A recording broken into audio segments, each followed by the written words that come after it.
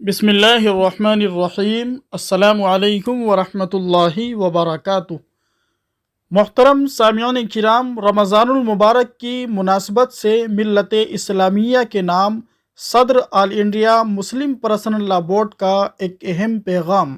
آل India Muslim Personal Law Board کے صدر کی طرف سے ایک بہت بڑا پیغام امت مسلمہ کے لیے جاری کیا گیا، جس کے اندر امت مسلمہ کے لیے چند ہدایات جاری کی گئی جو قابل عمل ہیں اور قابل توجہ ہے۔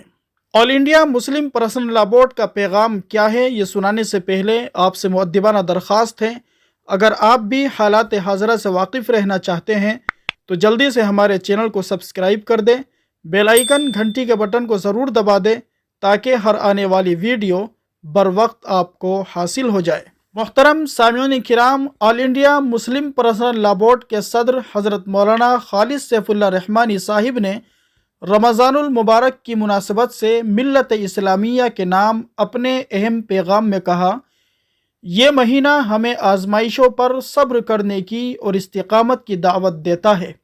جیسے ہم اس ماہ مبارک میں اللہ کی رضا کے لیے بھوک پیاس کو برداشت کرتے ہیں، ہمیں اپنے اندر یہ حوصلہ اور جذبہ بھی پیدا کرنا چاہیے کہ دین پر قائم رہنے کے لیے اگر خدا نخواستہ ہم پر کوئی آزمائش آئے گی تو ہم اسے برداشت کریں گے۔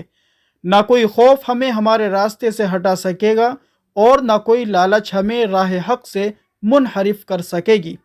ویسے تو یہ عزم مصمم رکھنا ہر مسلمان کا فریضہ ہے، لیکن جہاں مسلمان اقلیت میں ہو وہاں اس کی اہمیت اور زیادہ ہے۔ اس لیے آئیے عزم کریں کہ ہم عقیدہ توحید اور شریعت اسلامی پر ہر صورت میں ثابت قدم رہیں گے۔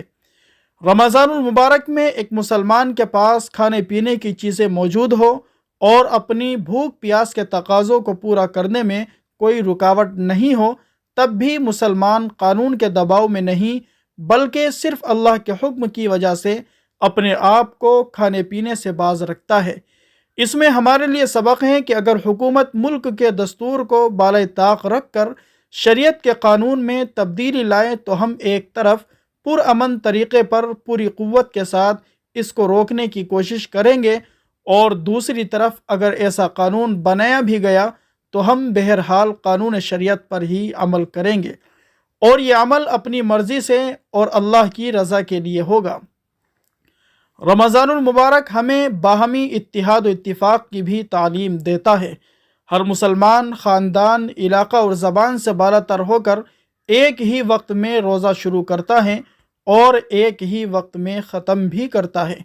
یہ اس بات کی تعلیم ہے کہ اختلاف رائے کے باوجود ہمیں مشترک مسائل میں کاندھے سے کاندھا ملا کر قدم آگے بڑھانا چاہیے۔ مسلک، تنظیم، علاقہ، خاندان ہرگز تقسیم اور دوریوں کا سبب نہیں بنے، یہی اس امت کی شان ہے۔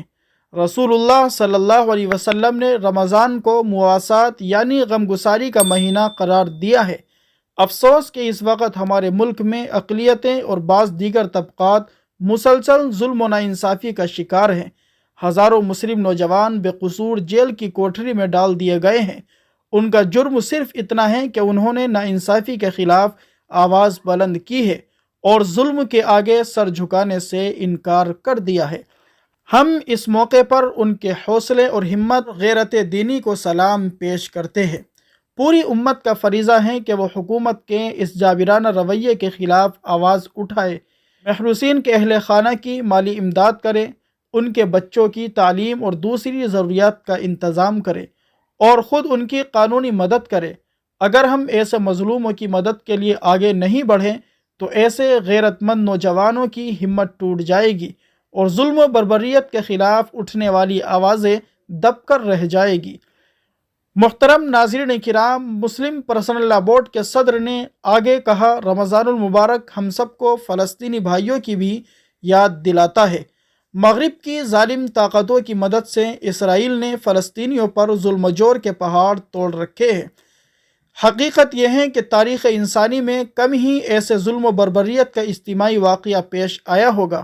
مغرب نے اپنے مکروہ چہرے پر انسانی حقوق کی پاسداری کا جو جھوٹا مکھوٹا چڑھا رکھا تھا وہ پوری طرح اتر چکا ہے۔ ان حالات میں مسلمانوں کا فریضہ ہے کہ وہ اپنے فلسطینی بھائیوں کے لیے خوب خوب دعاؤں کا اہتمام کرے، اپنی تحریروں اور تقریروں کے ذریعے اسرائیل کے مظالم کو آشکارا کرے، اسرائیلی مصنوعات کا بھرپور بائیکاٹ کرے، حکومت ہند کو خطوط اور ای میل کے ذریعے اپنے جذبات سے آگاہ کرے اور کہیں کہ وہ فلسطین کی حمایت سے متعلق اپنی قدیم پالیسی پر قائم رہے اور اسرائیل کی مدد سے باز رہے، کیونکہ اسرائیل کا تعاون ظالم کی مدد کرنا ہے۔ نیز دنیا کی سب سے بڑی آبادی والا ملک ہونے کی حیثیت سے اس مسئلے کے حل کے لیے اپنے بین الاقوامی اثر و رسوخ کا استعمال کرے۔ یہی وہ مبارک مہینہ ہے جس میں قرآن مجید نازل ہوا، جس میں انسانیت کے تمام دکھوں کا علاج اور اس کے ہر مسئلے کا حل ہے۔ افسوس کہ ہم مسلمان برادران وطن تک اللہ کے اس پیغام کو نہیں پہنچا سکے، حالانکہ بحیثیت خیر امت یہ ہمارا فریضہ منصبی ہے۔ اس لیے ہمیں چاہیے کہ اس مبارک مہینے کو رجوع الی القرآن کا مہینہ بنائیں، خود بھی قرآن سے اپنا رشتہ مضبوط کرے اور برادران وطن تک بھی ان کی زبان میں پیغام الہی کی سوغات کو پہنچائے۔ محترم سامعین کرام، یہ تھا آل انڈیا مسلم پرسنل لا بورڈ کے صدر حضرت مولانا خالد سیف اللہ رحمانی دامت برکاتہم کا وہ قیمتی پیغام جو انہوں نے امت مسلمہ کے نام کیا ہے۔ دعا کیجیے اللہ تبارک و تعالی ان تمام باتوں پر ہم سب کو عمل کی توفیق نصیب فرمائے۔ اللہ تبارک و تعالی ہمارے اس ملک ہندوستان کی حفاظت فرمائے، باری تعالیٰ فلسطینی مظلوم مسلمان بھائیوں کی حفاظت فرمائے، ظالم اسرائیل کو اللہ تبارک و تعالی تہس نہس فرمائے۔